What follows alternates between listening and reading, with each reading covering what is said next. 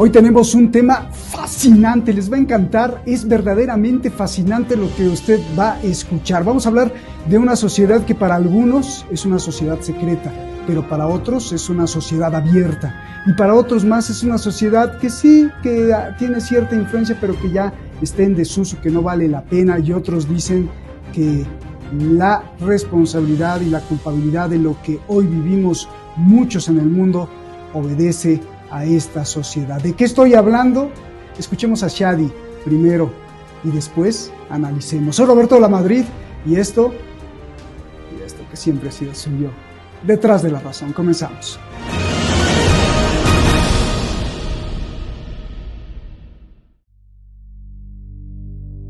La sociedad fabiana. La sociedad fabiana es el centro de pensamiento más antiguo de la Gran Bretaña. Se fundó en 1884. Su objetivo ha sido el desarrollo de las políticas de izquierda durante casi 140 años. Así se autodefine la propia sociedad fabiana.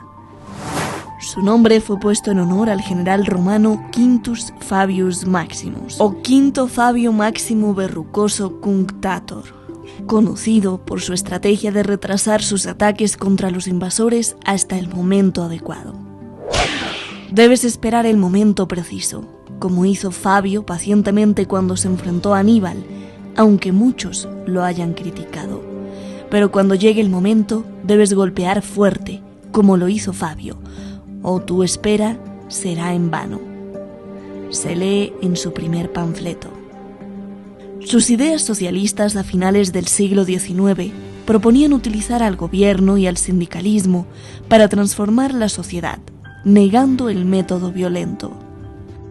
Se trata de un socialismo gradual y lento. Trataron de influir en el Partido Liberal y Conservador y fundaron el Partido Laborista del Reino Unido. La sociedad fabiana es un movimiento socialista británico. Algunos miembros profesaban la eugenesia y el racismo. Otros criticaron la colonización británica y apoyaron la descolonización. Otros vieron al Imperio Británico como el gobierno progresista que liberaría al mundo y dotaría de bienestar a todos.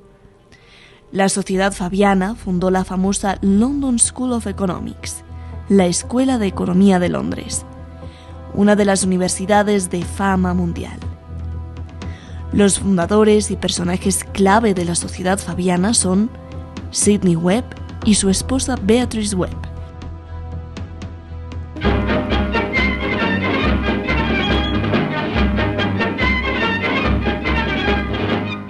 El dramaturgo George Bernard Shaw, la anarquista Charlotte Wilson, la feminista Emmeline Pankhurst y el escritor H.G. Wells. No confundirlo con Orson Welles.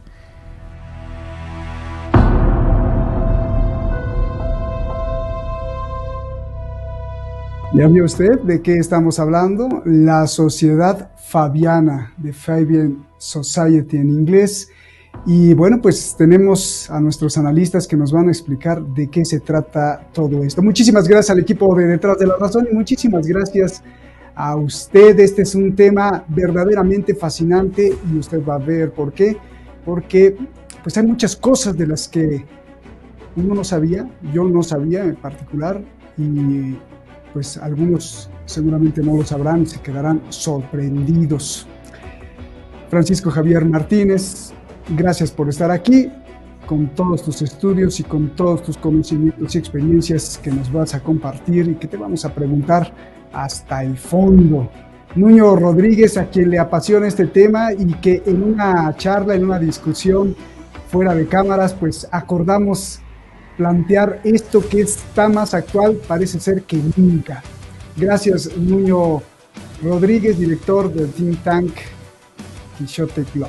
Gracias a los dos. Francisco Javier Martínez, adelante contigo. ¿Qué es esto de la sociedad fabiana?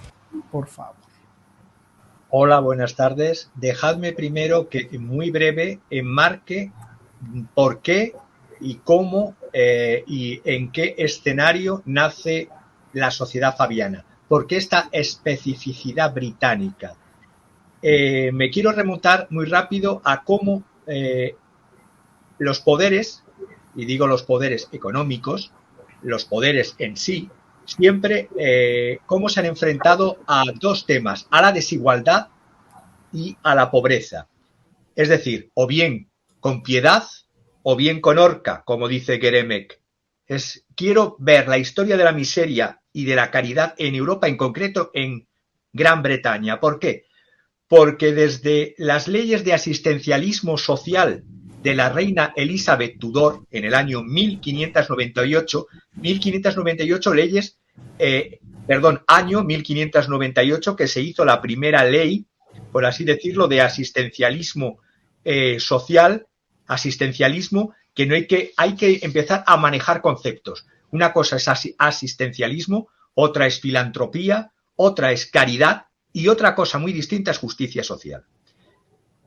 Asistencialismo social, decía, paternalista, en la época de la reina Elizabeth Tudor, 1598, ley que estuvo vigente 350 años en Gran Bretaña. Por eso de que Gran Bretaña, junto con España, es dos monarquías que todavía conservan, las únicas que hay en Europa, que todavía conservan residuos feudales. ¿Qué quiero decir con lo de la desigualdad y de la pobreza? Que esta primera ley, acta, por así decirlo, de alivio de los pobres, Act for the Relief of the Poor, de 1598, ponía a trabajar al pobre.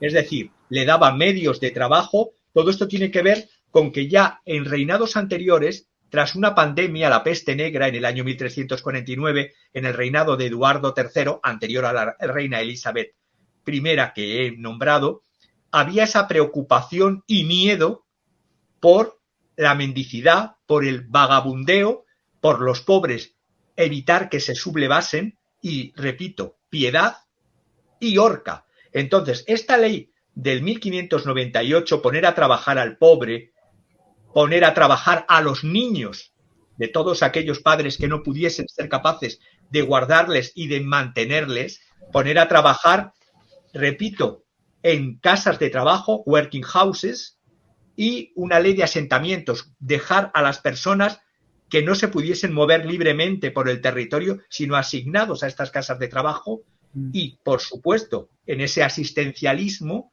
proveer al necesario socorro de los lisiados, de los incapaces, de los viejos, de los ciegos.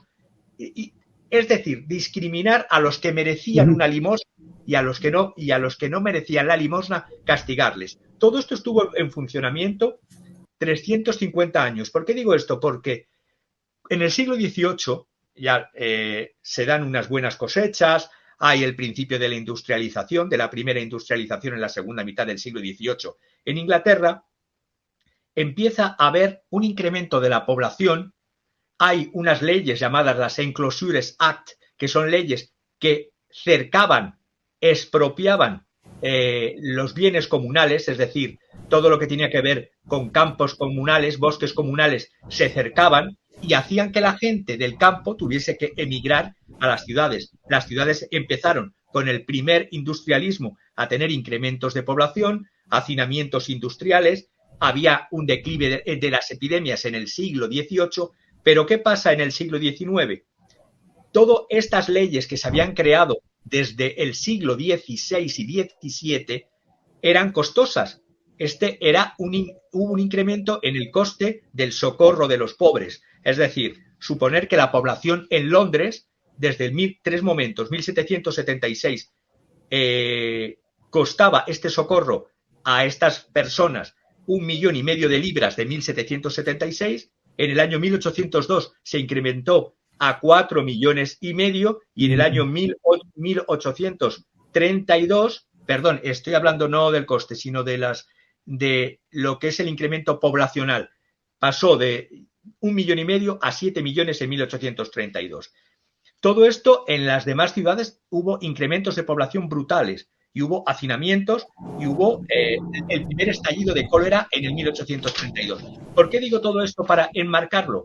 Porque este sistema, que se llamaba sistema de Spinhamland, de subsidios de salarios, en vez de pagar salarios altos, eran pagados subsidiados a través de las municipalidades y a través de estas leyes de pobres. Esto se empezó a hacer insostenible y hubo una ley posterior, y ya nos metemos en el tema, de 1834, que es la primera vez que se pasa de un sistema asistencial buenista, de la caridad y del asistencialismo, a la primera vez que la pobreza es considerada, como decía Disraeli, un crimen en Reino Unido.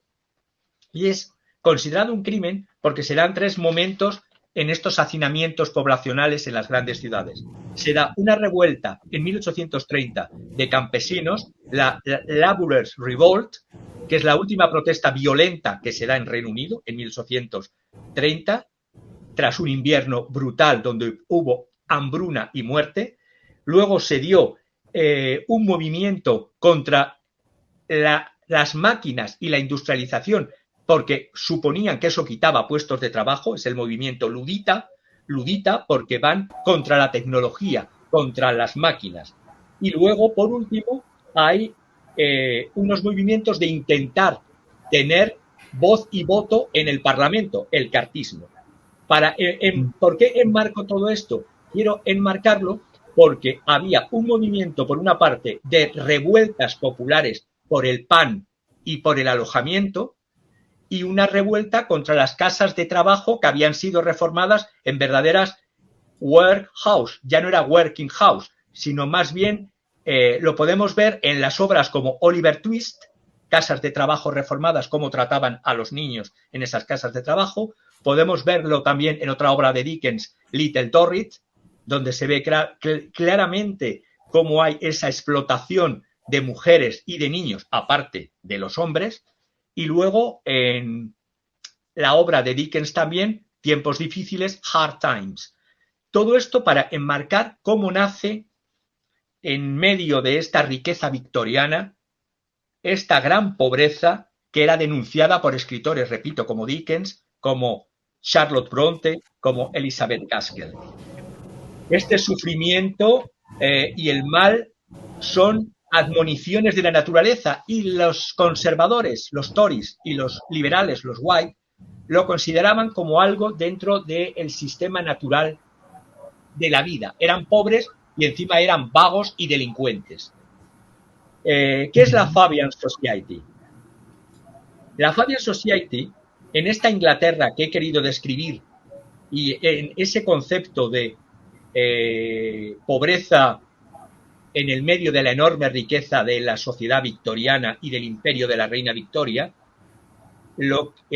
esta Fabian Society tiene que ver más con un movimiento de intelectuales de clase media, con poca relación con los obreros. No había prácticamente ningún obrero, salvo uno que era amante de uno de los intelectuales que había allí. Por lo tanto, era un movimiento de intelectuales de clase media con poca relación con obreros, que crearon una sociedad dedicada a el mejoramiento social. Es decir, mejoramiento social, pensemos en las ideas que circulaban en la época. Las ideas de Darwin aplicadas a la sociedad pueden dar las monstruosidades del darwinismo social, que es un movimiento muy peligroso, porque ese mejoramiento, se empieza a hablar de mejoramiento de la raza y de eliminación de inútiles. Hay un primer fabianismo que está en torno a la figura de Thomas Davidson. ¿Quién es este Thomas Davidson?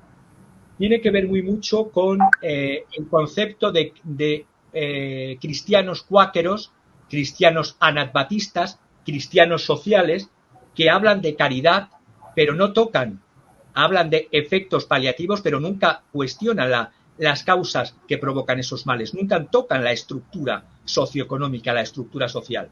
Solo hacen repito, de paliativos y de benefactores.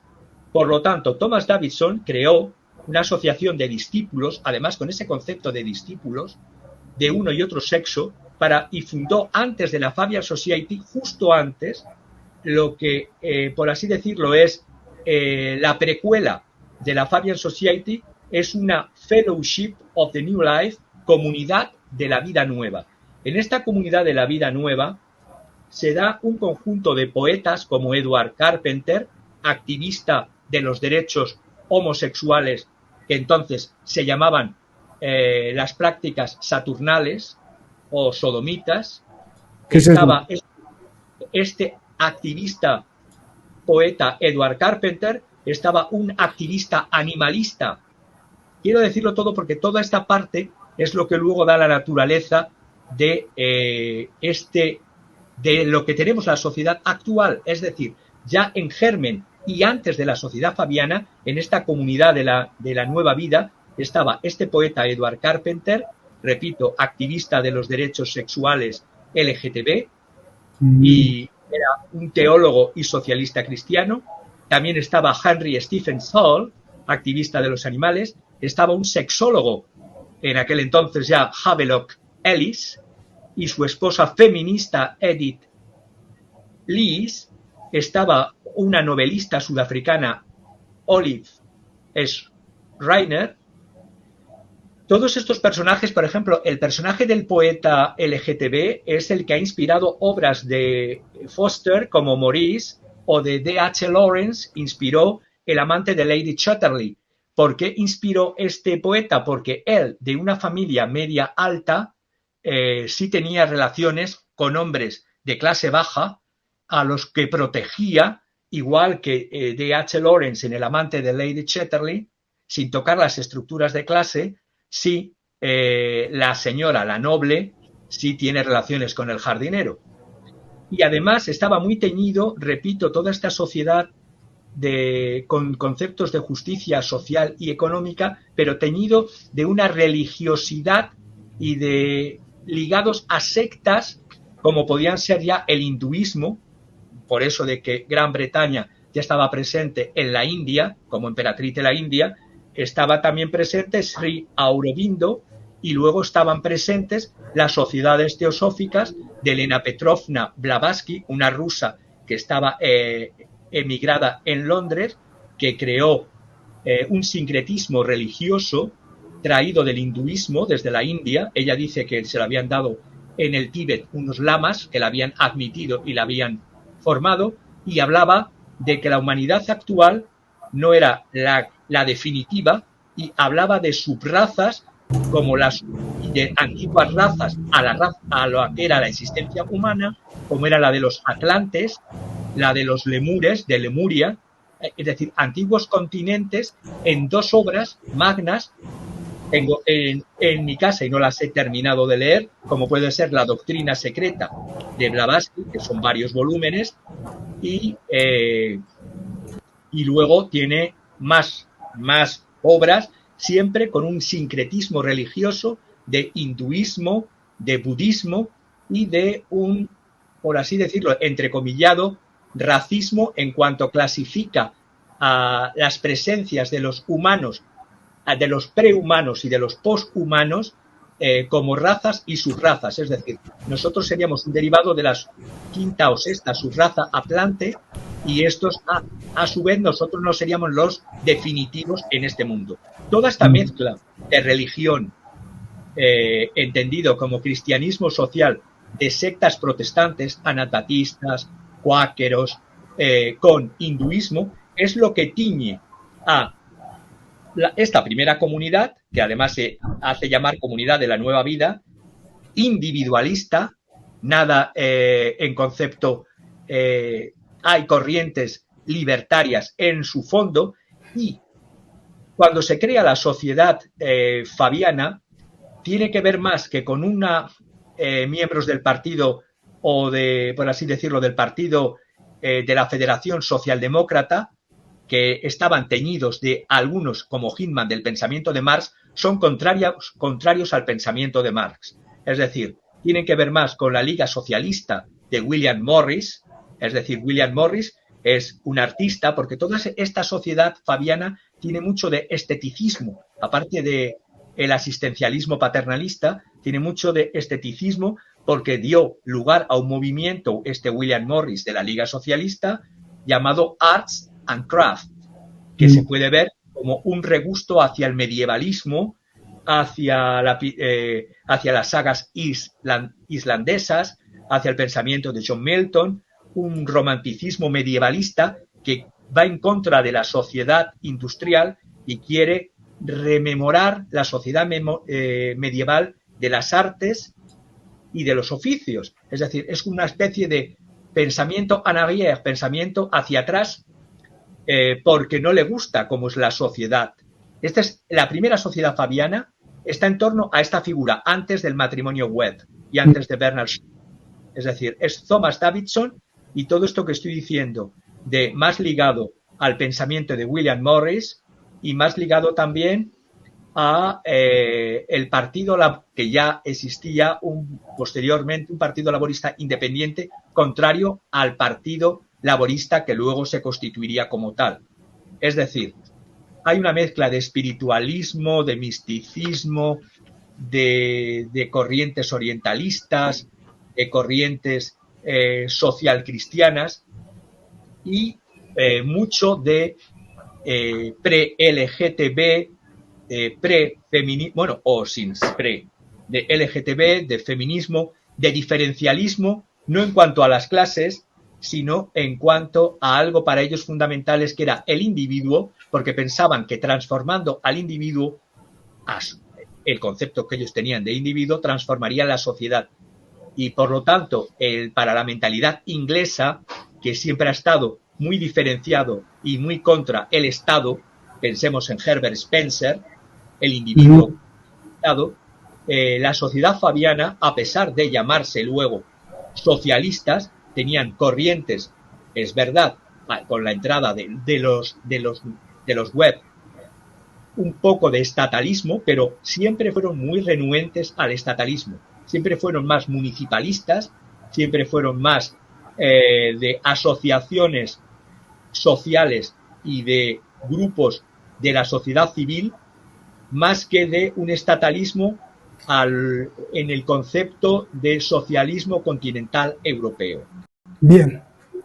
A ver, Francisco, parece que estás o que estuviste dentro de la sociedad fabiana, ¿eh? Te sabes al pie de la letra todos los pasos y esto nos sorprende. Muchas gracias, impresionante. Vamos a ir con las preguntas ahora a fondo. Nuño, bueno, pues tu réplica de lo que dice Francisco, pero sobre todo yo te pregunto, ¿por qué hay que estudiar la sociedad fabiana? ¿Por qué hay que analizarla? Un estudiante, un joven estudiante de ahora te diría, bueno, a mí qué me importa eso de la sociedad fabiana. ¿Qué le contestarías? Por favor, adelante. Principalmente es importante por todo lo que estaba diciendo Francisco antes. O sea, estábamos hablando de una sociedad cambiante y de una serie de individuos muy, muy heterogéneos en la manera de pensar, en sus creencias religiosas, en sus preceptos políticos, en sus visiones económicas. Teníamos desde esoteristas, espiritualistas, cristianos, socialistas, anarquistas. Teníamos un conglomerado de personas que estaban en un momento de la historia, a finales del siglo XIX, pues, promoviendo muchos cambios sociales. Y ciertamente la sociedad inglesa en aquel momento pensaba de una manera oficial que las causas de la pobreza eran individuales. Y esta serie de personas pues empezaron a promover el estudio de las causas estructurales de la pobreza. Digamos, empezaron a teorizar sobre la propia sociedad boyante de la que venían. Y como bien había dicho Francisco, ellos no eran obreros, de hecho no tenían ninguna relación con el mundo obrero ni con los pobres. De hecho, los dos mayores precursores de la sociedad fabiana, como es el matrimonio Webb, o sea, entre ellos mismos tenían un grave problema de clasismo, porque Sidney venía de una clase baja, de hecho incluso su abuelo era granjero, mientras que Bernabé venía de la clase alta, no de la aristocracia, pero venía de una clase media alta, pues que tenía pudientes y tenía recursos para tirar para adelante. Siempre fue una fricción dentro de su matrimonio.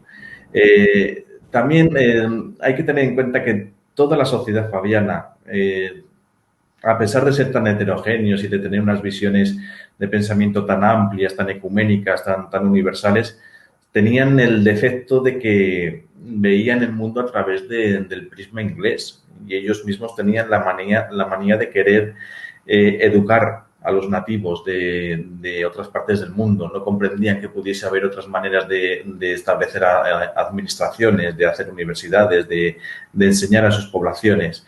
Con lo cual, el movimiento fabiano siempre ha estado muy vinculado a todo lo que es la promoción de la cultura anglosajona a través del mundo.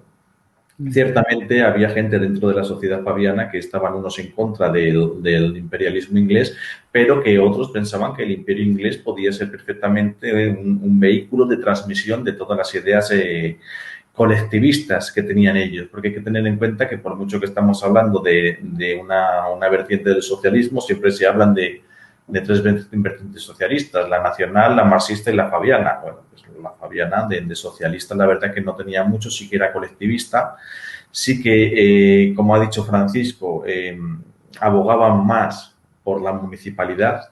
Ellos estaban obsesionados con controlar los gobiernos locales y lo estaban precisamente porque pensaban que era la administración más cercana con los ciudadanos y la que mejor podría educar a todas aquellas personas que no tenían acceso a la educación.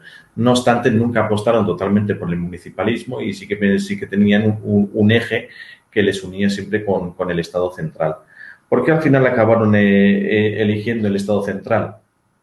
Precisamente el propio nombre de la sociedad fabiana, la estrategia fabiana, es una estrategia de infiltración, una estrategia de acercamiento, no era una estrategia de confrontación directa. ¿Qué es lo que ha hecho la sociedad fabiana a lo largo de todos estos años? Ha ido tejiendo una telaraña que ha ido infiltrando la mayoría de los gobiernos del mundo. Lo primero que hicieron desde que alcanzaron las cuotas de poder dentro de los gobiernos municipales, principalmente en el de Londres, fue crear escuelas. La Universidad Económica de Londres es una creación fabiana. La Universidad de Londres era una creación fabiana y consiguieron meter a la Escuela Económica de Londres como un departamento, como una facultad dentro de la universidad. Pues en todo este tiempo, a través de sus instituciones, a través de sus escuelas, han pasado líderes de la mayoría de los países del mundo, principalmente de las antiguas colonias inglesas, con lo cual podemos encontrar corrientes colectivistas fabianas en la India, podemos encontrarlas en África, podemos encontrarlas en Estados Unidos, y todas tienen en común el carácter pseudosocialista que tienen. Y digo pseudosocialista porque el mismo Engels estaba diciendo que desde la misma formación de los fabiones, que eran simplemente burgueses reaccionarios. Y al movimiento fabiano siempre se le ha acusado de ser digamos, un parapeto del movimiento liberal para conseguir frenar al avance de los movimientos obreros. Y ciertamente se le puede ver así. O sea, ellos estaban renegando de la violencia, estaban renegando de las barricadas, estaban renegando de las revoluciones de año cero y estaban abogando por un entendimiento con el sistema liberal. Pues esto es lo que nos está dando un triunvirato, lo que vienen siendo los conglomerados de poder, los representantes del pueblo, que serían los fabianos, y las bases socialistas, las bases adoctrinadas, que eran los que iban a votar a los representantes fabianos, y los representantes fabianos eran los que iban a tener poder a través del Estado de hacer una política intervencionista. Esto es lo que explica, Nuño, que la mayoría de gente, por ejemplo, en los pueblos hispanohablantes, pues uno dice Fabiano y dice de que se debe estar hablando de un tal Fabián, ¿no? Pero claro, te lo digo como broma, ¿no? Pero no se habla, no se dice, e incluso van a votar por ellos, ¿no?